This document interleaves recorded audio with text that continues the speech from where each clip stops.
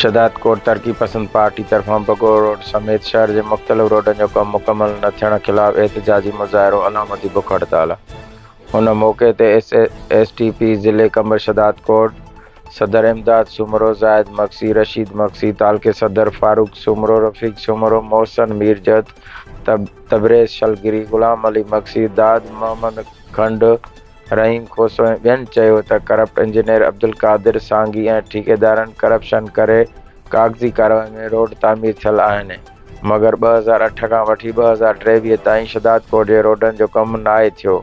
निगरान हुकूमत खे चिता ॾियूं था त करप्ट इंजीनियर अब्दुल कादिर सांगी ऐं ठेकेदार खे गिरफ़्तार करे उन्हनि खां करप्शन